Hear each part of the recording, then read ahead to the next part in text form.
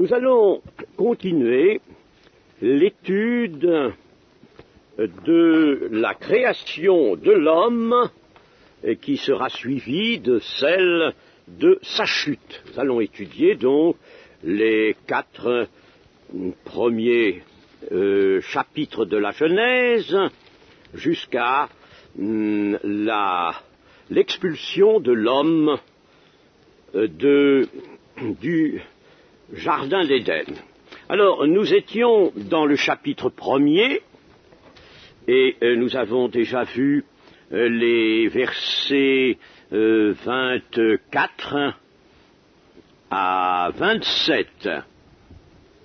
Et nous allons reprendre par conséquent au verset 28 du chapitre 1er. Dieu les bénit et Dieu leur dit: soyez féconds, multipliez, remplissez la terre et l'assujettissez, et dominez sur les poissons de la mer, sur les oiseaux du ciel, et sur tout animal qui se meut sur la terre. Et Dieu dit: voici, je vous donne toute l'herbe portant de la semence, et qui est à la surface de toute la terre, et tout arbre ayant en lui du fruit d'arbre, et portant de la semence. Ce sera votre nourriture. Et à tout animal de la terre, à tout oiseau du ciel, et à tout ce qui se meut sur la terre, ayant en soi un souffle de vie, je donne toute herbe verte pour nourriture, et cela fut ainsi. Dieu vit tout ce qu'il avait fait, et voici, cela était très bon. Ainsi, il y eut un soir, et il y eut un matin, ce fut le 6e jour. Dieu les bénit, et Dieu leur dit: soyez féconds, multipliez, remplissez la terre. Jusque-là, il n'y a rien de particulier à l'homme, car en effet, si nous nous reportons un peu plus haut, au verset 22, nous voyons ceci: Dieu les bénit en disant: soyez féconds, multipliez et remplissez les eaux de la mer. Il s'agissait là des poissons, et nous voyons que ce début de verset, du verset 28, concernant l'homme, correspond à ce qui avait été dit, donc à cette partie de la création du 5e jour. Donc il n'y a rien là de particulier dans ce début. Cette bénédiction, Dieu l'a déjà accordée aux autres êtres vivants. Mais en plus de cette bénédiction qui a en vue la fécondité de l'homme sur la terre, qui doit se multiplier, il y a alors une autre disposition qui est celle d'une mission. L'homme reçoit là une mission qui lui est tout à fait particulière et qui est très haute, de dominer sur les poissons de la mer, sur les oiseaux du ciel et sur tout animal qui se meut sur la terre. Mission de souveraineté sur les êtres vivants, les animaux, et même sur la création. Car en effet, lisons bien: remplissez la terre et l'assujettissez, et dominez sur les poissons de la mer. Alors, il est certain que l'assujettissez correspond à l'exercice d'une domination même sur la création, c'est-à-dire sur la biosphère, sur, si vous voulez, la planète.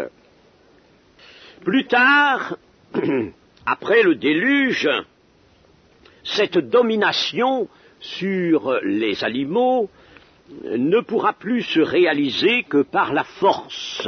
En effet, au chapitre 9 et au verset 2, « Vous serez un sujet de crainte et d'effroi pour tout animal de la terre, pour tout oiseau du ciel, pour tout ce qui se meut sur la terre, et pour tous les poissons de la mer. Ils sont livrés entre vos mains. » Ce n'est plus du tout la même chose. c'est par la violence, par la force, que l'homme pourra exercer une certaine domination. Mais là, avant la chute, dans le passage que nous étudions, la domination était tout autre chose. Elle s'exerçait par les voies de Dieu, c'est-à-dire par une puissance d'esprit. L'homme n'avait pas besoin d'employer des moyens de violence, pas du tout, ni même de se faire dur, impératif.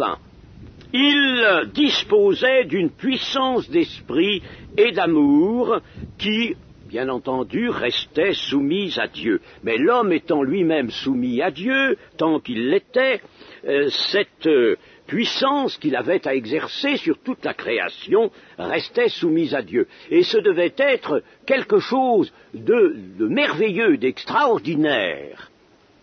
D'ailleurs, nous n'allons pas évidemment nous lancer là dans une étude qui dépasserait notre objectif, mais on peut tout de même méditer plus profondément, réfléchir à tout ce récit de la création, puis à celui de la chute et des conséquences qui en découlèrent, et l'on arrive à la conclusion, qui peut être celle-ci, c'est que cette souveraineté de l'homme par des voies de Dieu, c'est-à-dire par une puissance et une sagesse venant de Dieu dont il disposait, cette souveraineté s'est maintenue jusqu'au déluge.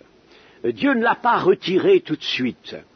Et c'est dans les approches du déluge que l'homme utilisa cette souveraineté à altérer, détruire, déformer la création. Il n'exerçait plus cette souveraineté par les voies de la sagesse de Dieu, il ne l'exerçait plus dans la soumission à Dieu, il était lui-même séparé de Dieu, et il employa son pouvoir, le pouvoir qui lui restait à détruire, déformer la création. Comme d'ailleurs aujourd'hui nous voyons bien que les hommes désirent toujours le faire. Ils altèrent, ils détruisent, ils polluent la création, ils sont prêts à faire sauter la planète. Voilà ce que l'homme, séparé de Dieu, est capable de faire lorsqu'il a en main une puissance. Et si je dis cela, que la souveraineté de l'homme s'est continuée jusqu'au déluge, c'est parce que, on le voit, je vous dis, dans la méditation attentive des textes, et c'est ce qui amène d'ailleurs Dieu au déluge, parce que toute chair avait corrompu sa voix, toute chair. Ce n'était pas seulement l'homme, mais les animaux. Et ces animaux qui atteignent des proportions gigantesques n'étaient plus dans la mesure de la création de Dieu. Les dinosaures, par exemple, avec des 35-38 mètres de long, étaient des animaux déformés. L'histoire naturelle nous les montre d'ailleurs apparaissant d'un seul coup, en un seul temps, en un temps très court, ils apparaissent, puis ils disparaissent d'eux-mêmes. Il y a eu là, par conséquent, ce qu'on pourrait appeler un trafic de l'homme sur la création. Je n'en dirai pas plus à ce sujet, mais vous voyez que c'est extrêmement intéressant. Bien entendu, nos savants ne vont pas abonder dans ce que je dis, hein, et moi je n'abonde pas non plus dans ce qu'ils disent. Alors nous sommes bien d'accord comme ça, n'est-ce pas, de ne pas nous entendre, parce qu'ils ont beaucoup d'imagination, et une imagination qui est souvent déréglée, et qui en tout cas leur provient de leur matérialisme et de leur athéisme.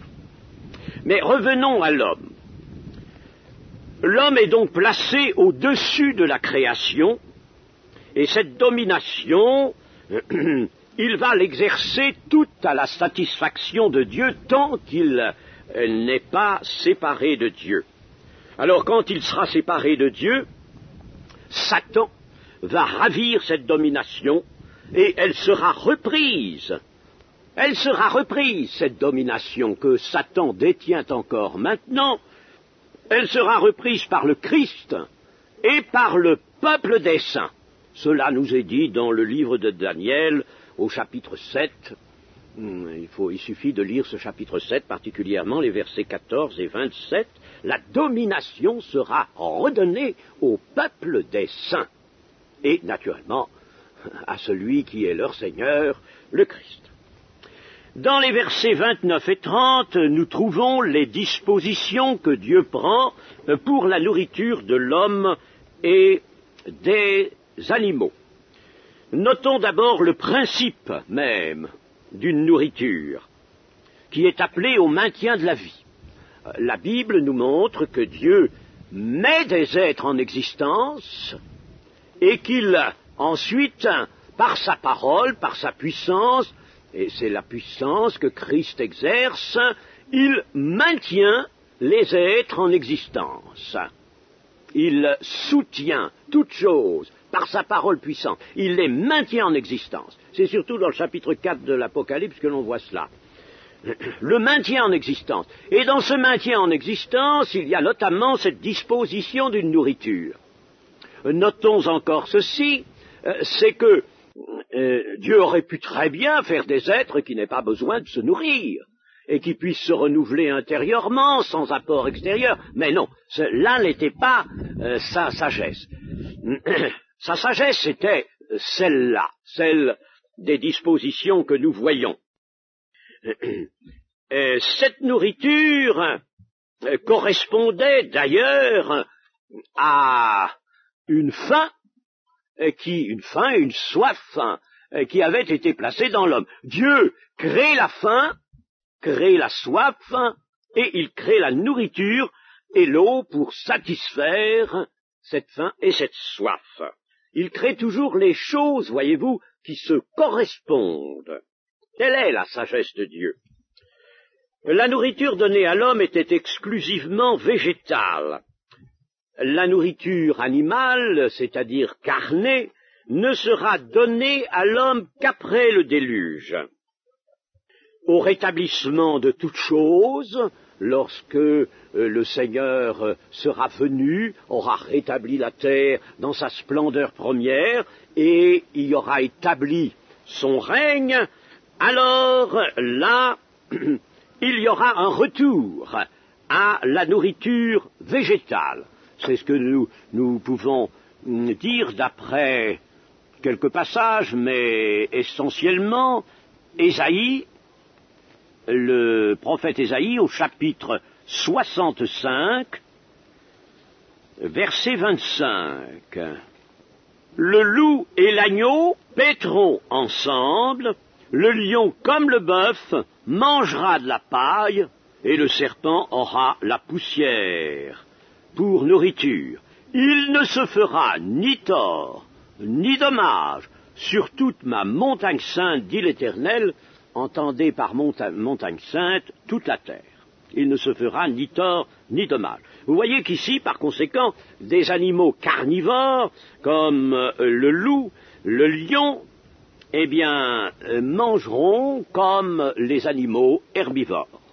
À l'homme sont donnés les légumes, c'est-à-dire, nous avons lu, voici je vous donne toute l'herbe portant de la semence, portant de la graine, et qui est à la surface de toute la terre. Et tout arbre ayant en lui du fruit d'arbre et portant de la semence, ce sera votre nourriture. Donc à l'homme sont donnés les légumes, les grains, les céréales et les fruits.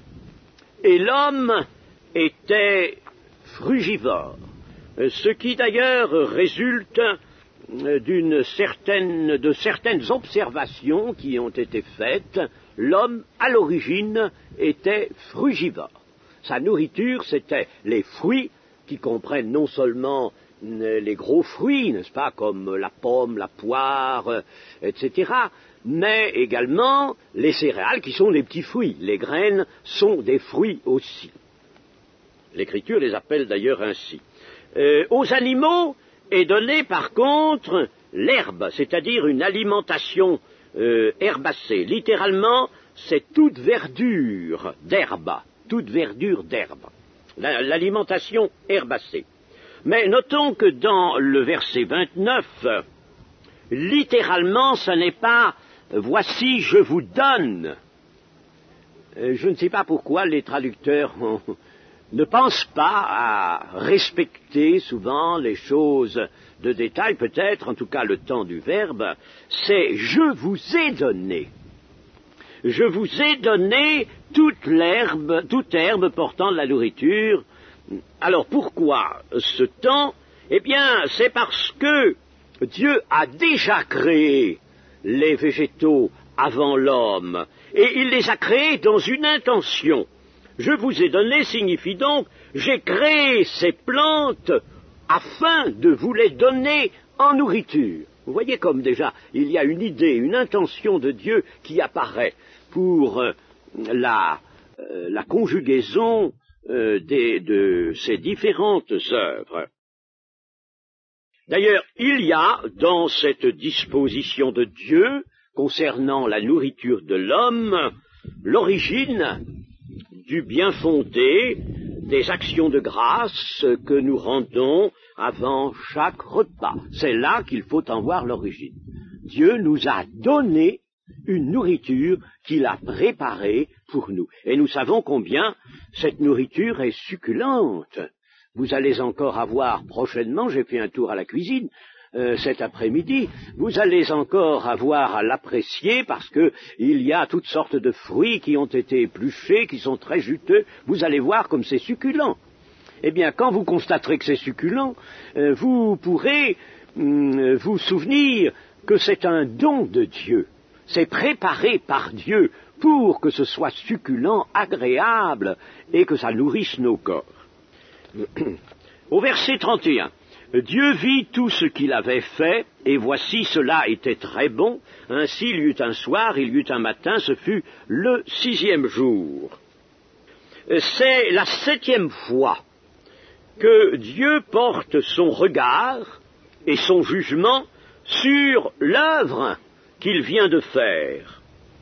Toutes les parties de son œuvre se correspondent les unes aux autres, et l'ensemble possède un parfait équilibre. Dieu vient de faire une œuvre qui est équilibrée en toutes ses parties.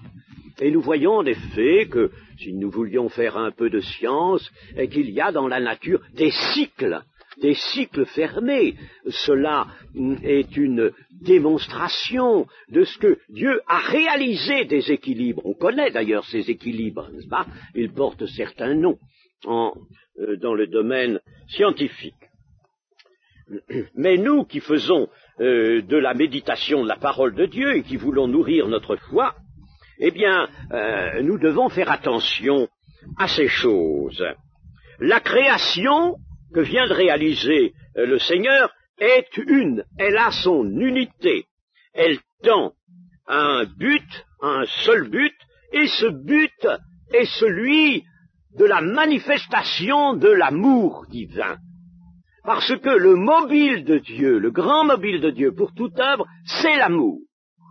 Et lorsqu'il fait une œuvre et qu'il y place toutes les parties qui lui conviennent, comme l'Église, qui est un solide assemblage, vous savez, dans Éphésiens 4, eh bien, c'est une œuvre parfaite qui a son unité et qui a son équilibre, et quel est le sens de cette œuvre, quel est le but de cette œuvre, c'est de manifester l'amour de Dieu dans une multiplicité d'êtres créés par lui.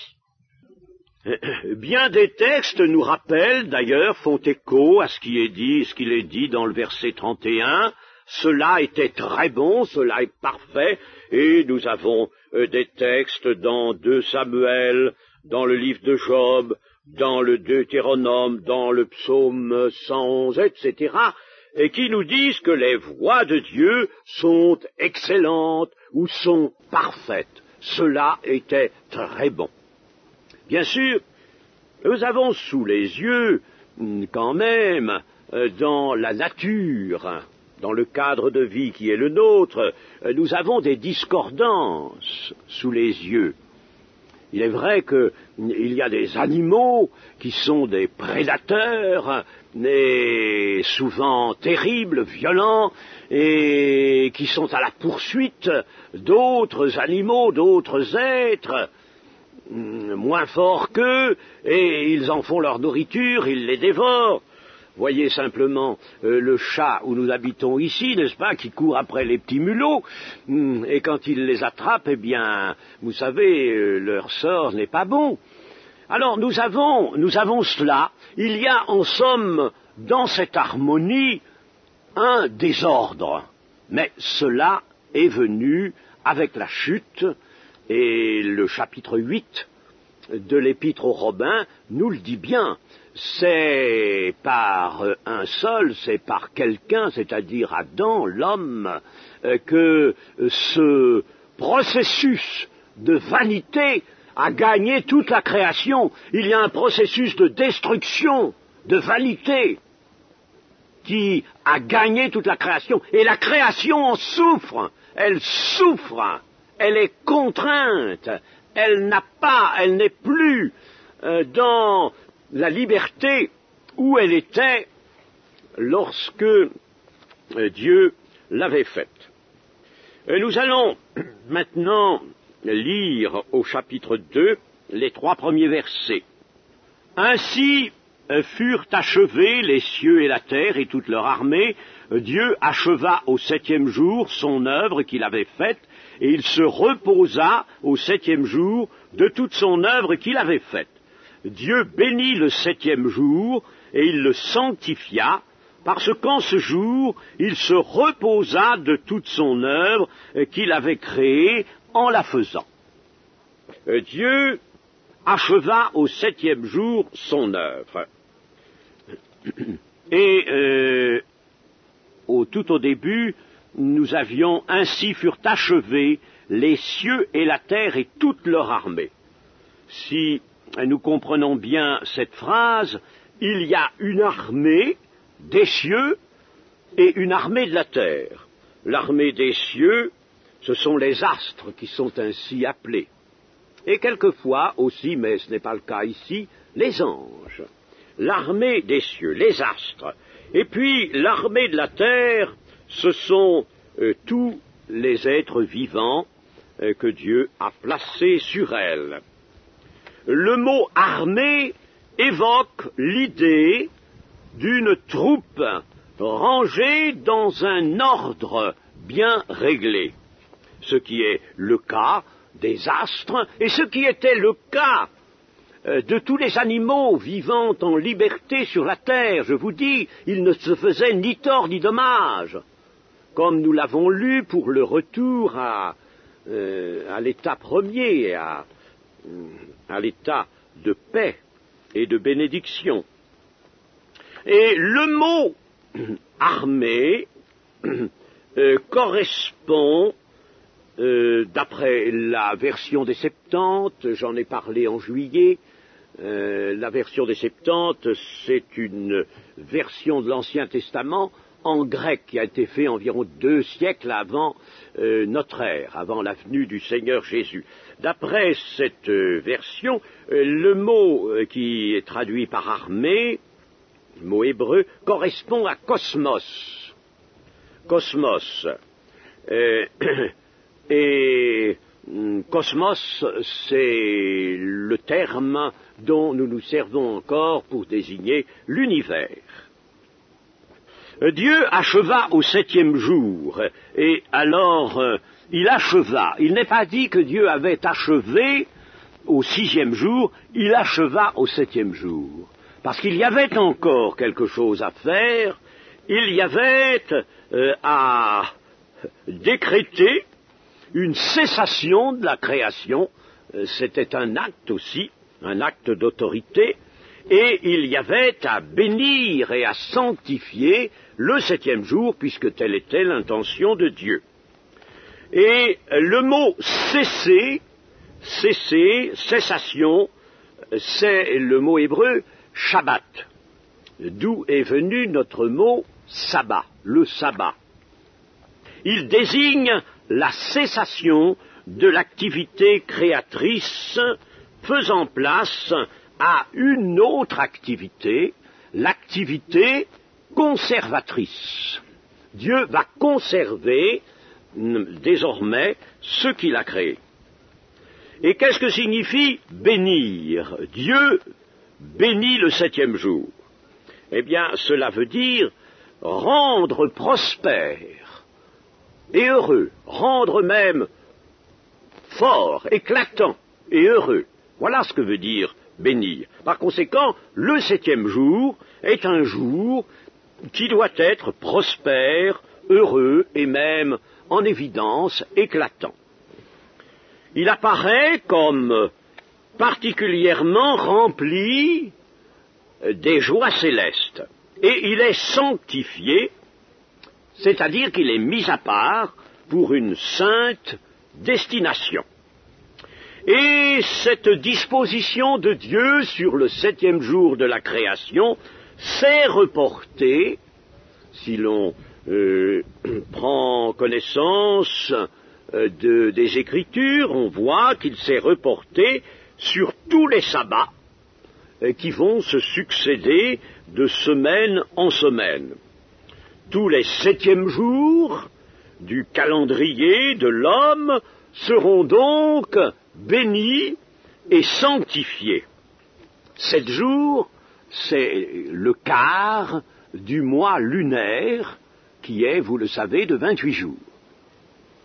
Le 4e commandement dans Exode 20 rappelle qu'il ne faut pas confondre le 7e jour avec les 6 autres jours. Souviens-toi du jour de repos pour le sanctifier. Dieu l'a sanctifié, mais toi, tu vas venir au devant de cette sanctification et tu vas te conformer au décret de Dieu qui a sanctifié ce jour. Voilà ce que veut dire de la part de l'homme sanctifié. Tu vas te prêter à cette disposition de Dieu qui a entendu sanctifier le 7e jour. Au verset 3, nous voyons que Dieu bénit le 7e jour et le sanctifia, parce qu'en ce jour il se reposa de toute son œuvre qu'il avait créée en la faisant. Le 7e jour est donc ce jour qui suit 6 jours d'activité. Mais il faut qu'il y ait les 6 jours de travail. Les 6 jours d'activité sont tout aussi imposés, tout aussi dans la volonté de Dieu, que le 7e jour pour le repos. Mais le sabbat hebdomadaire avait surtout pour objet de conduire l'homme au repos parfait et éternel en Dieu. Et le sabbat hebdomadaire est bien le signe et l'anticipation de ce repos. Pour en avoir le cœur net, il suffit de relire l'épître aux Hébreux dans son chapitre 4, mais je vais vous lire simplement un tout petit passage de cette épître aux Hébreux, chapitre 4, qui traite du repos. Et verset 9, par exemple, « Il y a donc un repos de sabbat réservé au peuple de Dieu, car celui qui entre dans le repos de Dieu se repose de ses œuvres comme Dieu s'est reposé des siennes.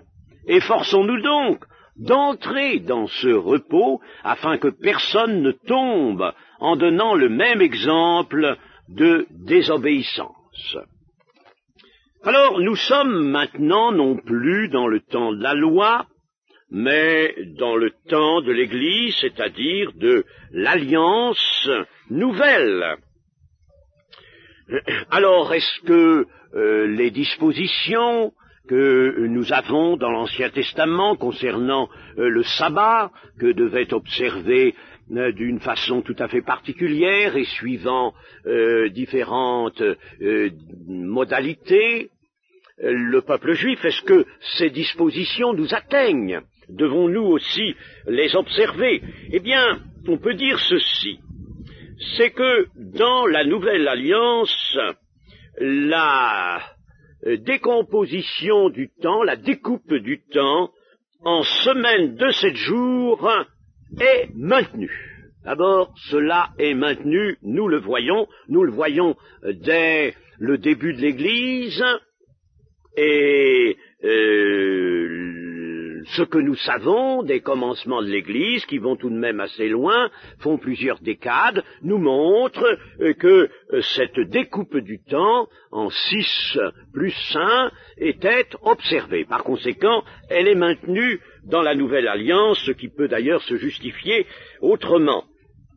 Le jour du repos, toutefois, a été reporté au dimanche, qui en principe maintenant est le premier jour de la semaine.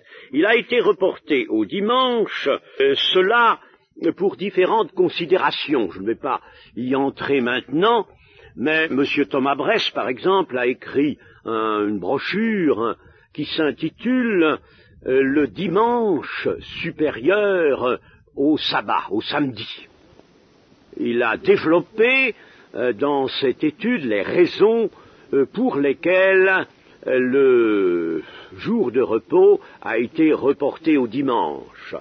Voyons en effet les apôtres qui célébraient le dimanche comme le jour de la résurrection. Mais il y a une raison qui est très imposante, c'est que le dimanche apparaît comme un 8e jour. Dans cette nouvelle création où sont les nouvelles créatures, là, eh bien, il y a pour elles un jour nouveau. Mais nous allons continuer un petit peu parce que vous êtes bien là, c'est un peu frais peut-être, mais je pense que vous êtes bien à l'aise, là, et pas trop chaud en tout cas. Hein? Et puis nous sommes ici pour méditer la parole de Dieu. Notre temps est à Dieu. Et nous voulons même marquer que notre temps ici appartient à Dieu tout à fait. Et nous allons maintenant lire dans le chapitre 2, toujours, les versets 4, 5 et 6.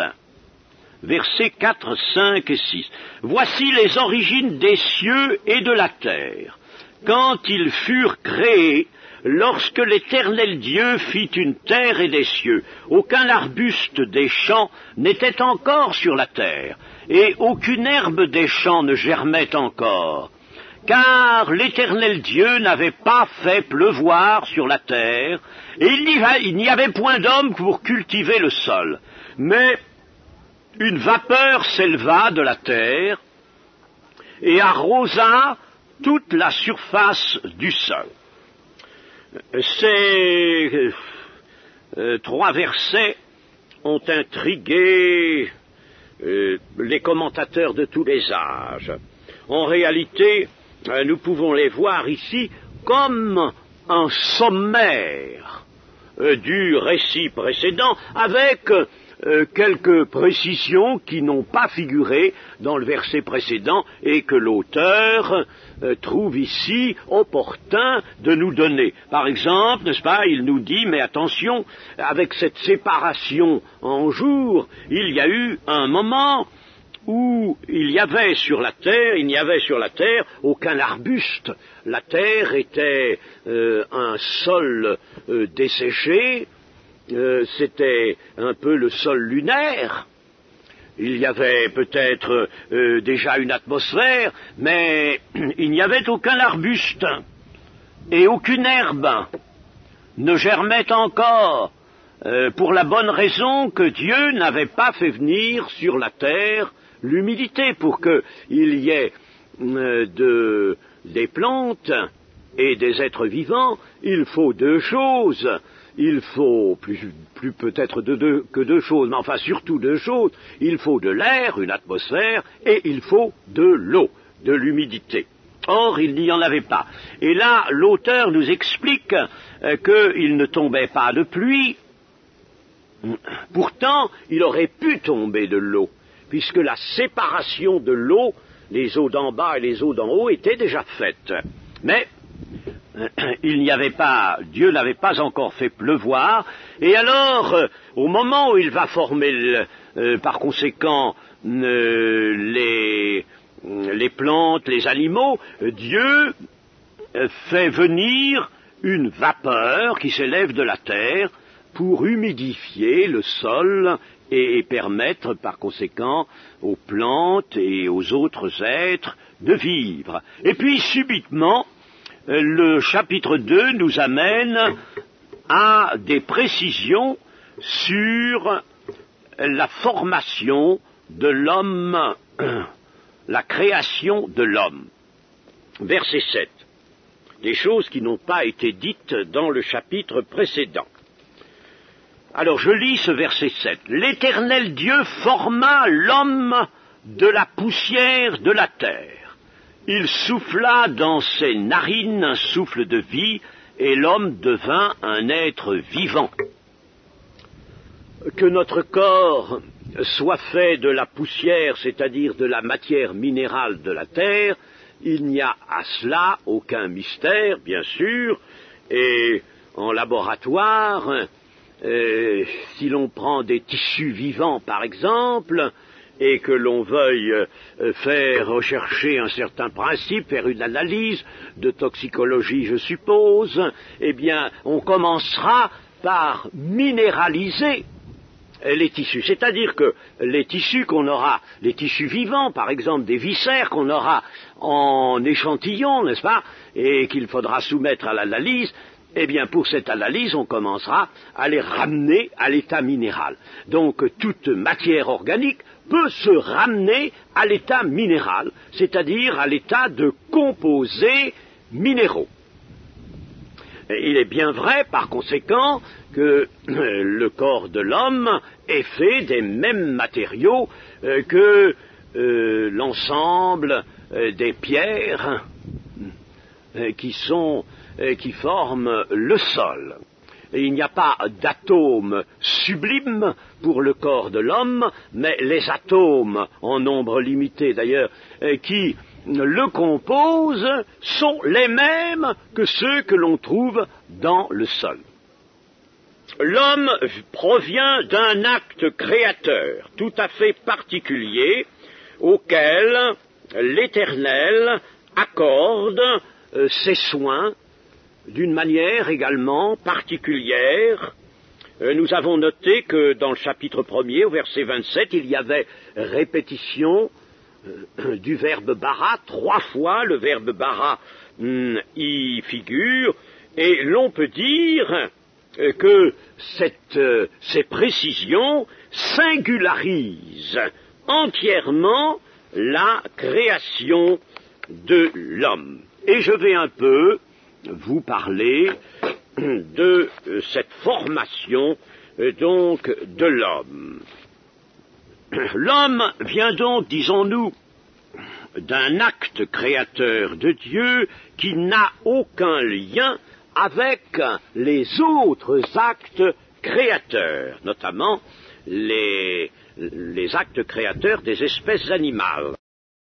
L'homme est tiré, lui aussi, du règne de l'inorganique, c'est-à-dire de la matière inerte, le règne inorganique. Dieu modèle l'homme avec, la Bible de Jérusalem dit, avec la glaise du sol. C'est pas la peine d'aller chercher ça, parce que la glaise, évidemment, ça nous donne une matière molle, n'est-ce pas, avec laquelle on peut faire, évidemment, modeler une statue. C'est pas la peine d'aller chercher ça. Le texte veut simplement dire ceci, que l'homme est tiré en sa personnalité physique du monde inorganique, du règne inorganique. Et nous voyons ceci, c'est que Dieu souffla dans les narines de l'homme quand il fut formé, son corps fut formé, il souffla dans ses narines un souffle de vie et l'homme devint un être vivant. Toute forme de vie, les autres animaux, je veux dire, ont reçu également un souffle.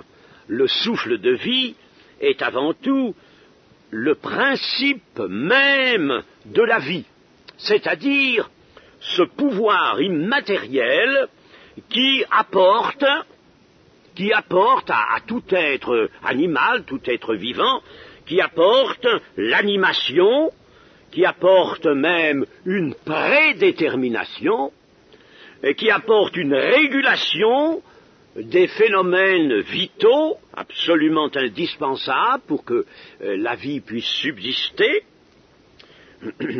Et la Genèse nous montre dans son chapitre 7, par exemple, que toute chair avait souffle de vie. Et puis dans le psaume 104, nous apprenons que Dieu peut retirer le souffle de vie à des êtres vivants, à des animaux, et qu'alors ils expirent, mais que si Dieu envoie son souffle, ils vivent. L'homme possède donc pour son corps le souffle de vie, comme les animaux le possèdent aussi. D'ailleurs, les termes qui sont là évoquent le phénomène de la respiration. Nefesh, c'est le souffle de la respiration.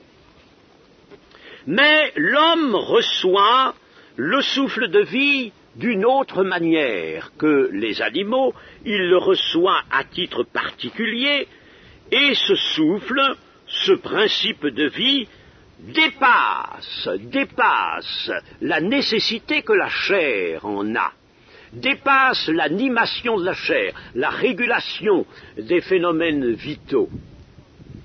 Et il apparaît comme une vie de l'esprit. Ce souffle pour l'homme apparaît comme une vie de l'esprit. L'homme reçoit l'intelligence, cela nous est précisé dans d'autres textes, dans Job par exemple, il reçoit la sagesse, il reçoit la connaissance des hautes manifestations de l'esprit, Daniel 2,21 par exemple.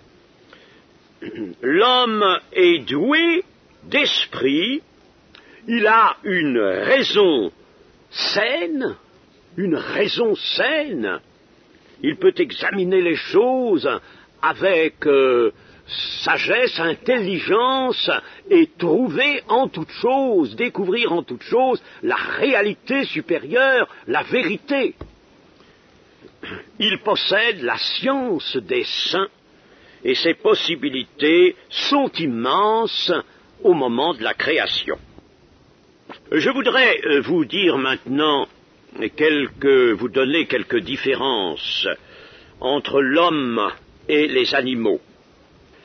Les animaux disposent donc, avons-nous dit, de la vie physique, d'un souffle de vie, et ils sont régis, eux, par des instincts. Nous avons cette déclaration-là dans le livre de Jérémie et dans le chapitre 39 du livre de Job. L'instinct chez l'animal est une impulsion innée. C'est une loi naturelle attachée à leur être, agissant directement sans faire intervenir la cause logique que pourrait fournir en eux un examen des circonstances, une intelligence. Ils n'ont pas d'intention, donc, d'intention raisonnée, il n'y a pas chez les animaux d'intention raisonnée, leur comportement est réglé par ces instincts qui atteignent la perfection, et ils sont souvent inconscients même de ce qu'ils font. L'instinct, toutefois, correspond à l'absence de vérité. C'est pourquoi l'homme n'est pas mu, lui, par des instincts. On emploie quelquefois le mot, mais enfin, c'est dans un autre sens. Mais l'homme n'est pas mu par des instincts parce qu'il a le gouvernement de sa vie. Il a la liberté. Lorsque l'homme fut créé, la liberté apparut. On ne le dirait pas maintenant, n'est-ce pas? C'est l'homme qui a, lui, entravé la liberté. Mais là, à la création, l'homme apparaît, la liberté est dans le monde. Alors, les différences sont, je vais aller aussi vite que possible, sont d'abord assez peu marquées dans le corps de l'homme par rapport aux animaux qu'on appelle supérieurs. Mais l'homme est beaucoup plus différent des anthropoïdes, c'est-à-dire des singes qui apparemment donnent un peu allure humaine. Il est beaucoup plus différent de ces singes, de ces anthropoïdes que l'on pense.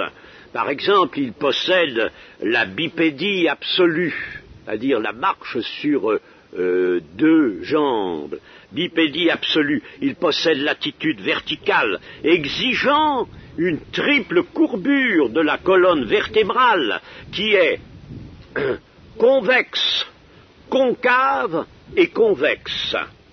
Et ça, c'est une courbure que l'on ne trouve là que chez l'homme. Le bassin se trouve élargi vers le haut pour maintenir les viscères dans la position d'une station verticale. Les singes, eux, ont un bassin tout autre, un bassin resserré et allongé, parce qu'ils n'ont pas la position verticale comme position de tout le temps. Le thorax est bien particulier, il est aplati d'avant en arrière. Le crâne est très différent aussi. Par exemple, chez les hommes, la capacité crânienne va de, mettons, 1200 cm3 à 1600 cm3, au lieu de 600, tout au plus, chez les singes, apparemment les plus proches de l'homme, 400 à 600 chez les singes.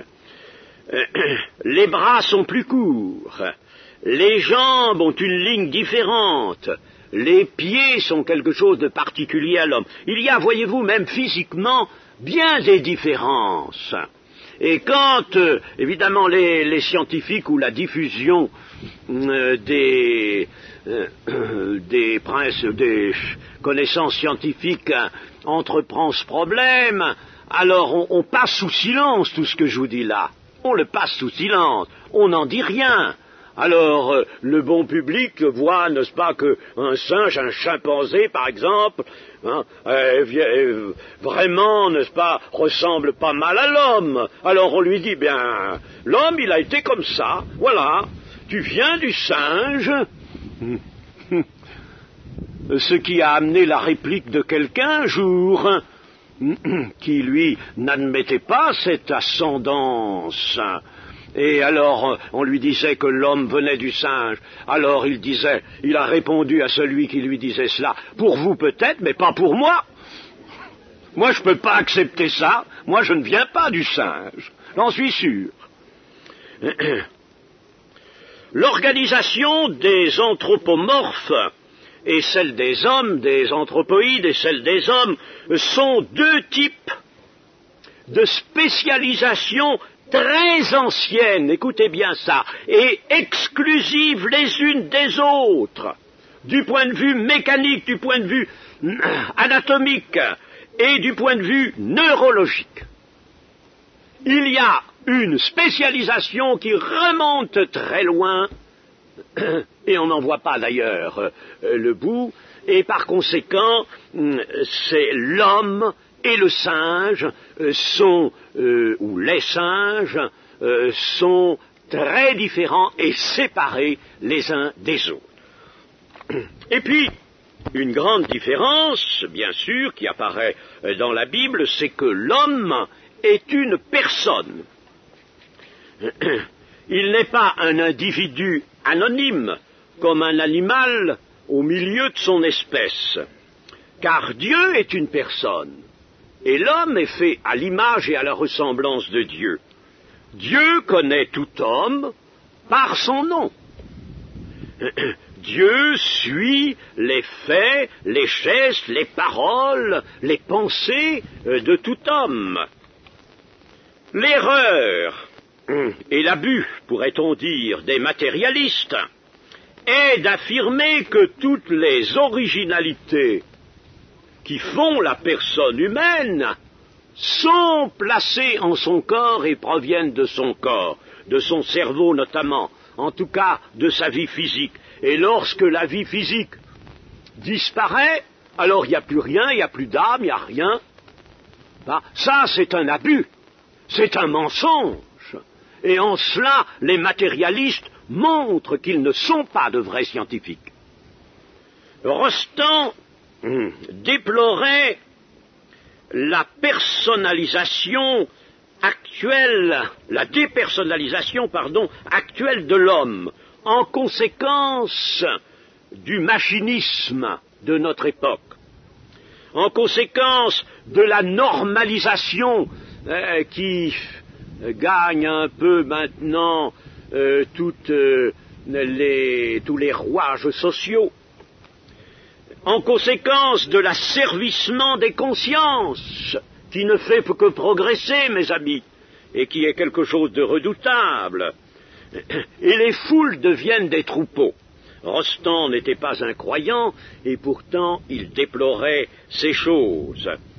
Le docteur Alexis Carrel, qui lui était un croyant, disait qu'un matérialiste et un spiritualiste acceptent la même définition d'un cristal de chlorure de sodium, c'est-à-dire du sel, mais ils ne s'entendent pas sur celle de l'homme. C'est malheureux, disait-il, sur un cristal de chlorure de sodium, ils vont s'entendre, mais sur l'homme, il n'y a pas moyen, ils ne s'entendent pas. Autre remarque, l'homme possède l'esprit, d'où la pensée.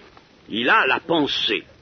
Dieu est esprit, l'homme a reçu l'esprit qui lui permet de penser.